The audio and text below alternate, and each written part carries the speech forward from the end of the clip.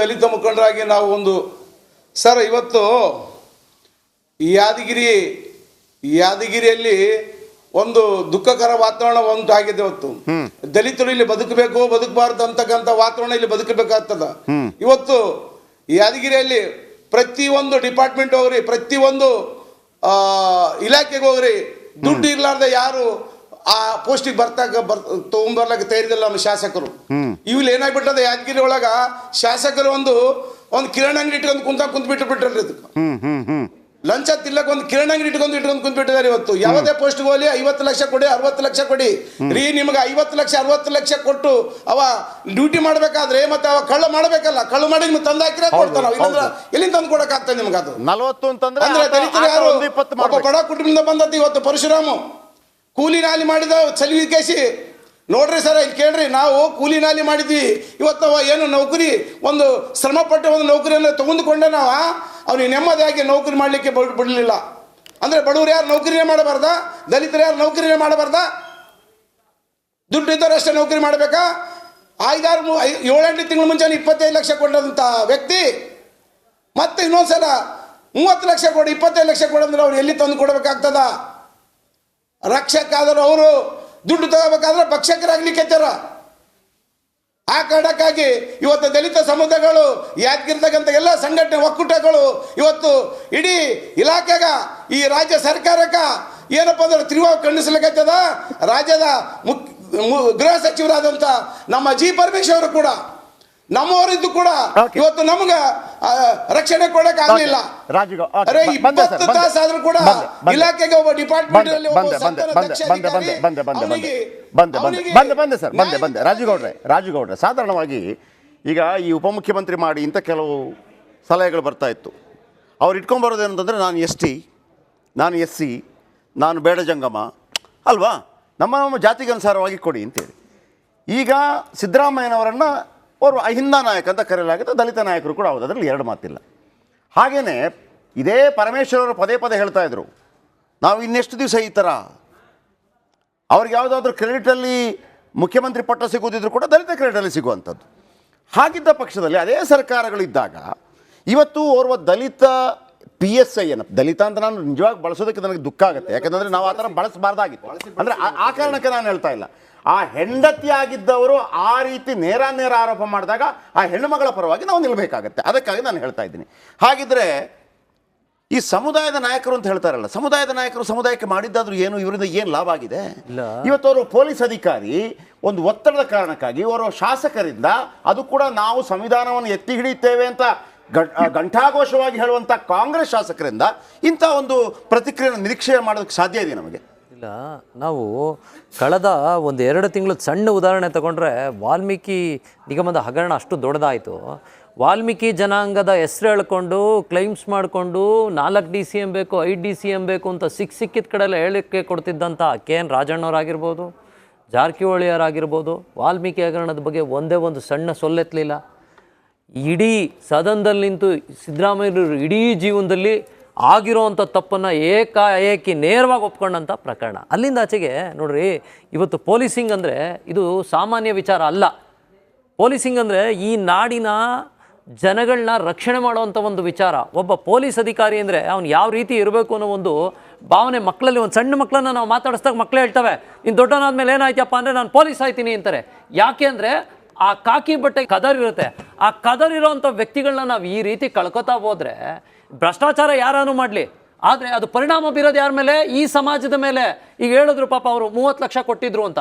ಆ 30 ಲಕ್ಷ ನಾವು ಯಾವ ರೀತಿ ಹೊಂದಿಸ್ಬೇಕು? ಒಂದು ತಿಂಗಳಿಗೆ ಆತನಿಗೆ ಬರೋ ಸಂಬಳ ಎಷ್ಟು? 50,000 ರಿಂದ 60,000 ರೂಪಾಯಿ ಆತನ ಸಂಬಳ. 30 ಲಕ್ಷ ರೂಪಾಯಿ ಎಲ್ಲಿಂದ ಹೊಂದಿಸ್ಕೊಡ್ತಾನೆ? ಮೊನ್ನೆ ಕೂಡ ಸುಪ್ರೀಂ ಕೋರ್ಟ್ ಒಂದು ಆರ್ಡರ್ ಮಾಡ್ತದೆ, 2 ವರ್ಷ ಕನಿಷ್ಠ ಅವ್ರನ್ನ ಒಂದು ಜಾಗದಲ್ಲಿ ಕೆಲಸ ಮಾಡ್ಲಿಕ್ಕೆ ಬಿಡಿ ಅಂತ. ನಿಜವಾಗ್ಲೂ ಇವತ್ತು ಪೊಲೀಸ್ನವ್ರ ಪರಿಸ್ಥಿತಿಗಳು ಹೆಂಗಾಗಿದ್ದಾವೆ ಅಂದರೆ 12 ಅವರ್ ಡ್ಯೂಟಿ. ನಿಜವಾಗ್ಲೂ CRPF ಅಲ್ಲಿ ಕೆಲಸ ಮಾಡೋವಂಥವ್ರನ್ನ ನೋಡ್ಬಿಟ್ರೆ, ಪೊಲೀಸ್ ಕಾನ್ಸ್ಟೇಬಲ್ಗಳನ್ನಾಗಿರಲಿ 2 ದಿನ 3 ದಿನ ಪ್ಲಾಟೂನ್ ವ್ಯಾನಲ್ಲಿ ಹಾಕ್ತಾರೆ. ಆಮೇಲೆ ಅಲ್ಲಿಂದ ಆಚೆಗೆ ಈ ಕರ್ನಾಟಕ ರಾಜ್ಯದಲ್ಲಿ 7 ಕೋಟಿ ಜನಸಂಖ್ಯೆ ಇದೆ. ಇವತ್ತು ಎಷ್ಟೋ ಪೋಸ್ಟ್ಗಳು ಖಾಲಿ ಇದ್ದಾವೆ, ಮೆನ್ಸ್ಗಳಿಲ್ಲ ಸ್ಟೇಷನ್ಗಳಲ್ಲಿ. ಆಮೇಲೆ ಜನಸಂಖ್ಯೆಗಿಂತ ತೀರಾ ತೀರಾನೇ ನಿಕೃಷ್ಟ ಪರಿಸ್ಥಿತಿಯಲ್ಲಿ ಪೊಲೀಸ್ನವರ ಸಂಖ್ಯೆ ಇದೆ. ಅಲ್ಲ, ಈ ಪೊಲೀಸರ ಹತ್ರ ಇಷ್ಟಿಷ್ಟು ನಾವು ಲಂಚ ತಗೊಂಡು ಅವ್ರನ್ನ ಪೋಸ್ಟಿಂಗ್ ಮಾಡೋದಿದ್ರೆ ಅವರಿಂದ ಪ್ರಾಮಾಣಿಕತೆಯನ್ನು ನಾವು ಹೆಂಗ್ ನಿರೀಕ್ಷೆ ಮಾಡಕ್ಕೆ ಎಕ್ಸ್ಪೆಕ್ಟ್ ಸಾಧ್ಯ? ಮಾಡ್ಲಿಕ್ಕೆ ಸಾಧ್ಯ ಇಲ್ಲ. ಹೆಂಗ್ ಸಾಧ್ಯ? ಈಗ ಲೈಸೆನ್ಸ್ ಕೊಟ್ಟು ಕಳ್ತನ ಮಾಡಕ್ ಬಿಟ್ಟಿದೆ ಇವತ್ತು. ಆ ಪರಿಸ್ಥಿತಿಗೆ ಬಂದ್ಬಿಟ್ಟಿದ್ದಾರೆ. ಅವ್ರಿಗೆ ಬೀಳೋ ಒತ್ತಡಕ್ಕೆ ಪಾಪ ಪೊಲೀಸ್ನವ್ರ ಪರಿಸ್ಥಿತಿ, ಆ ಕುಟುಂಬಗಳನ್ನ ನೋಡ್ರಿ ಎಷ್ಟು. ನೋಡಿ, ಅಪ್ಪ ಎಷ್ಟೊತ್ತಿಗೆ ಬರ್ತಾನೋ ಅಂತ ಮಕ್ಕಳು ಮನೇಲಿ ಕಾಯ್ತಾ ಇರ್ತಾರೆ. 12 ಅವರ್ ಡ್ಯೂಟಿ. ಒಬ್ಬ ಸಬ್ ಇನ್ಸ್ಪೆಕ್ಟರ್ ಪರಿಸ್ಥಿತಿಗಳು ಸ್ಟೇಷನ್ ಅಲ್ಲಿ ಯಾವ ಮಟ್ಟದವು ಇರ್ತವೆ ಅಂತ. ಬೇರೆ ದೇಶಗಳು ನೋಡಿ, ಇಡೀ ವರ್ಲ್ಡ್ ಅಲ್ಲಿ ಚೆಕ್ ಮಾಡ್ಕೊಂಡ್ರೆ Indian police are best, especially Karnataka police the great ಅಂತ ಮಾತಾಡ್ತಾರೆ. ಪರಿಸ್ಥಿತಿ ನೋಡಿ, ಹಳೇದನ್ನೆಲ್ಲ ಮೆಲ್ಕಾಗ್ತಾ ಹೋದ್ರೆ DYSP ಗಣಪತಿ ಇರ್ಬೋದು, ಪಾಪ ನಿಜವಾಗ್ಲೂ ವಿಡಿಯೋ ಮಾಡಿ ಮನುಷ್ಯ ಪಾಪ ಆತನ ದುಮಾನಗಳನ್ನ ಹೇಳ್ಕೊಂಡು ಈ ವ್ಯವಸ್ಥೆ ವಿರುದ್ಧ ನಾನು ಯಾವ ರೀತಿ ಸಮಸ್ಯೆ ಸಿಕ್ಕಾಕೊಂಡಿದ್ದೀನಿ, ಅಲ್ಲಿಂದ ಆಚೆಗೆ ಬಂದ ನಂದೀಶ್ ಅಂತ ಹೇಳಿ ಪಾಪ ಆತನು ಹಾರ್ಟ್ ಅಟ್ಯಾಕ್ ಆಗಿ ತೀರ್ಕೊಂಡ. ಆತನು ಕೂಡ 70 ಲಕ್ಷ ಹಣ ಕೊಟ್ಟೆ ಅಂತ. ಇಂಥ ಪರಿಸ್ಥಿತಿಗಳು ಒಡ್ಕೋತಾನೆ ಇದ್ರು ಕೂಡ ನಾವು ಬದಲಾವಣೆ ತರಕ್ಕಾಗಿಲ್ಲ ಅಂದ್ರೆ ಈಗ ಶಶಿಧರ್ ಅವರು ಒಂದು ಮಾತು ಹೇಳಿದ್ರು, ರಾಜಕಾರಣಿಗಳನ್ನ ಬೈತೀನಿಂದ. ಹೌದು, ವ್ಯವಸ್ಥೆನ ಬೈಬೇಕಾಗ್ತದೆ ನಾವು, ಬರೀ ರಾಜಕಾರಣಿಗಳದ್ದು ಒಬ್ಬರದೇ ಅಲ್ಲ. ಈಗ ದುಡ್ಡು ಕೊಡುವಾಗ ಕೂಡ ನಾವು ಅವರು ಕೂಡ ಯೋಚನೆ ಮಾಡಬೇಕಾಗ್ತದೆ. ಒಂದು ನನಗೆ ನಾನು ವೀಕ್ಷಕರ ಪರವಾಗಿ ಒಂದು ಹೇಳ್ತಾ ಇರುವಂಥದ್ದು, ನಾವು ನಿಜವಾಗಿ ಚರ್ಚೆ ಮಾಡಬೇಕಾದ ವಿಚಾರ. ಇವತ್ತು ಅವರು ತೀರ್ಕೊಂಡಿದ್ದಾರೆ, ಕೆಲವು ಆರೋಪ ಪ್ರತ್ಯಾರೋಪಗಳು ಬಂದಿದೆ. ನಾನು ಲೋಹಿತ್ ಕುಮಾರ್ ಹತ್ರ ಕೇಳಕ್ಕೆ ಇಷ್ಟಪಡ್ತೀನಿ, ಸರ್ ನಾವು ಬೇಸಿಕ್ ಯಾವುದನ್ನು ಪ್ರಶ್ನೆ ಮಾಡಬೇಕಾಗಿತ್ತು ಅಂತಂದರೆ, ನೀನು ಲಂಚ ಕೇಳಿದೆ, ಲಂಚ ಕೊಟ್ಟೆ. ಈಗ ನಾವು ಚರ್ಚೆ ಮಾಡ್ತಿರೋದೇನು ಗೊತ್ತಾ, ಆ ದುಡ್ಡು ಕೊಟ್ಟದಕ್ಕಾಗಿ ಉಳಿಸಬಹುದಾಗಿತ್ತು. ಆ ಲಂಚದ ವಿಚಾರವೇ ಬರ್ತಾ ಇಲ್ಲ ನಮ್ಮಲ್ಲಿ. ಬೇಸಿಕಲಿ ನಾವು ಮೂಲೋತ್ಪಾದನೆ ಮಾಡಬೇಕಾಗಿದ್ದಂತೆ ಅವರು ದಲಿತ ಆ 30 ಲಕ್ಷ ಈ ಹಿಂದೆ ಕೊಟ್ಟಿದ್ರು ಅನ್ನೋದು ಕೂಡ ಅದು ದೊಡ್ಡ ಅಪರಾಧ. ನಾವು ಬೇಸಿಕಲಿ ಚರ್ಚೆ ಆಗಬೇಕಾಗಿದ್ದು ಅದು. ಆದರೆ ಅದು ಎಲ್ಲಿಂದ ಎಲ್ಲಿಗೆ ನಮ್ಮ ರಾಜಕೀಯ ಕಾರಣಗಳಿಗಾಗಿ ಅವರು ದಲಿತ ನಾಯಕರು ಅನ್ನೋ ಕಾರಣಕ್ಕಾಗಿ, ಅದು ದಲಿತ ಇನ್ಸ್ಪೆಕ್ಟರ್ ಅನ್ನೋ ಕಾರಣಕ್ಕಾಗಿ ಅಲ್ಲಿಗೆ ಹೋಗ್ತಾ ಇದೆ ಒಂದು ಕಡೆ. ಮತ್ತೊಂದು ಕಡೆ ನೀವು ತಗೊಂಡ ನಂತರ ನೀವು ಕೊಡಬೇಕಾಗಿತ್ತು, ದುಡ್ಡು ತಗೊಂಡ ನಂತರ ನೀವು ಉಳಿಸ್ಕೋಬೇಕಾಗಿತ್ತು. ಅಂದ್ರೆ ನಾವು ದುಡ್ಡು ತಗೊಳ್ಳೋದನ್ನ ಮಾನ್ಯ ಮಾಡ್ತಾ ಇದ್ದೀವಿ ಅಂತ ಯಾವ ಮಟ್ಟದ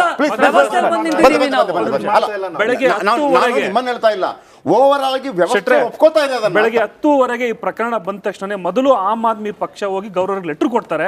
ನಾನೇ ಯುವ ಘಟಕದ ಅಧ್ಯಕ್ಷನಾಗಿ ಹೋಗಿ ಲೆಟರ್ ಕೊಡ್ತೀನಿ, ತನಿಖೆಯನ್ನ ಮಾಡಿ ಅಂತ ಹೇಳಿ. ನಮಗೆ ಆಗ ಇವ್ರು ಯಾವ ಜಾತಿ, ಇವ್ರು ಏನು ಅನ್ನೋದು ನಮ್ಗೆ ಗೊತ್ತಿರಲಿಲ್ಲ. ಅಂದ್ರೆ ಜಾತಿಯನ್ನು ಯಾಕೆ ತರ್ತಿದ್ರಿ ಇವಾಗ? ಅಂದ್ರೆ ಬಡತನ ನೋಡಿ ಸರ್, ಒಬ್ಬ ಸಬ್ ಇನ್ಸ್ಪೆಕ್ಟರ್ ಆಗೋದು ಎಷ್ಟು ಕಷ್ಟ ಅಂದ್ರೆ, ಆತ 1ನೇ ಕ್ಲಾಸಿಂದ 10ನೇ ಕ್ಲಾಸ್ವರೆಗೂ ಕನ್ನಡ ಮೀಡಿಯಮಲ್ಲಿ ಓದಿ, ಅಂತ ಒಂದು ಕುಗ್ರಾಮದಲ್ಲಿ ಆತ ಓದಿ, ಅಲ್ಲಿ ಅವ್ರ ತಾಯಿ ಎಷ್ಟು ಕಷ್ಟಪಟ್ಟಿರ್ತಾರೋ.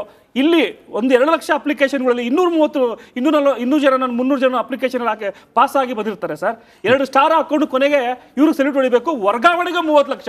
ಇವ್ರು ಹೆಂಡತಿ ಮಾಡಿರೋ ಹಗರಣ ಅಂದ್ರೆ ಆರೋಪ ಏನು ಅಂದ್ರೆ, ಹಗರಣ ಆಗಿದೆ ಅಂದ್ರೆ ಟ್ರಾನ್ಸ್ಫರ್ ಹಗರಣ ಆಗಿದೆ. ಇಲ್ಲಿ ಸತ್ತಿರೋದು ಪೋಸ್ಟ್ ಮಾರ್ಟಮ್ ಅಲ್ಲಿ ಹೌದು, ಪರಮೇಶ್ವರ್ ಜಾರ್ಕೊಂಡಿದ್ದಾರೆ, ಏನಾಗಿದೆ ಹಾರ್ಟ್ ಅಟ್ಯಾಕ್ ಆಗಿ ಸತ್ತೋಗಿದ್ದಾರೆ ಅಂತ ಹೇಳಿ, ವಿಷ ತಗೊಂಡಿಲ್ಲ, ಆತ್ಮಹತ್ಯೆ ಆಗಿಲ್ಲ ಅಂತ ಹೇಳ್ತಿದ್ದಾರೆ. ಆದರೆ you should see the consequences. ಒಬ್ರು ಪ್ರೈಮಾ ಫೇಸಿ ಸ್ಟೇಟ್ಮೆಂಟ್ ನ ಕೊಡ್ತಾರೆ, ಜೊತೆಗಿರೋ ಹೆಂಡತಿ 30 ಲಕ್ಷ ರೂಪಾಯಿ ಹಣವನ್ನ ಒಬ್ಬ MLA ಕೊಡ್ತಾರೆ, ಜೊತೆಗೆ ಅವ್ರ ಮಗ ಯಾರು, ಅವನೇನು ಕೋವನರ ಅಥವಾ ಕೋ MLA ಸ್ವಾಮಿ ಅವರು MLA ಮಗ ಇನ್ವಾಲ್ವ್ ಆಗ್ಬೇಕು. ಬೆಂಗಳೂರಲ್ಲಿ ಇತ್ತದು, ಅದರಲ್ಲಿ ಬೆಂಗಳೂರು ಸ್ಟೇಷನ್ಗೆ ಯಾವ್ದಾದ್ರು ಪೊಲೀಸ್ ಸ್ಟೇಷನ್ಗೆ 15 ಲಕ್ಷ 20 ಲಕ್ಷ ಅಂತ ಇತ್ತು. ಅಲ್ಲ ಸರ್, ಕೋಟಿ ದಾಟ್ಬಿಟ್ಟಿದೆ ಬಿಡಿ ಬೆಂಗಳೂರು. ಈಗ 30 ಲಕ್ಷ ರೂಪಾಯಿ ನಾನು ಇಸ್ಕೊಬೇಕಂದಾಗ ಒಬ್ಬ MLA ವರ್ಗಾವಣೆಗೆ ಪೋಸ್ಟಿಂಗ್ಗೆ ನಿನ್ನ ಮಗ ಯಾರು, ಅವ್ರ ಮೇಲೆ FIR ಆಗಿದೆ. ಹಾಗಾದ್ರೆ ನಿಮ್ಮ ಕುಟುಂಬವು ಎಲ್ಲರೂ ಕೂಡ ಆಡಳಿತ ಮಾಡ್ತಿದ್ದಾರೆ ಯಾದಗಿರಿಯಲ್ಲಿ MLA ಆಗಿ. You should question this. ಹಾಗಾಗಿ ನಿಮ್ಮ ಮೇಲೆ ಆಗಿರುವಂತ FIR ಬರೀ FIR ಅಲ್ಲ, ಈ FIR BMS ಬ್ರೇಕ್ ಹೋಗಿ ಬರ್ತೀನಿ. ಅಲ್ಲಿ ಒಂದು ದಲಿತ ಸಮುದಾಯವನ್ನ ಆ ರೀತಿ ಅಪಮಾನ ಮಾಡಿದ್ದು ಹೌದೇ ಆಗಿದ್ದರೆ ಎಸ್, ನಮ್ಮ ತನಿಖೆಯಿಂದ ಎಲ್ಲ ಹೊರಗೆ ಬರುತ್ತೆ.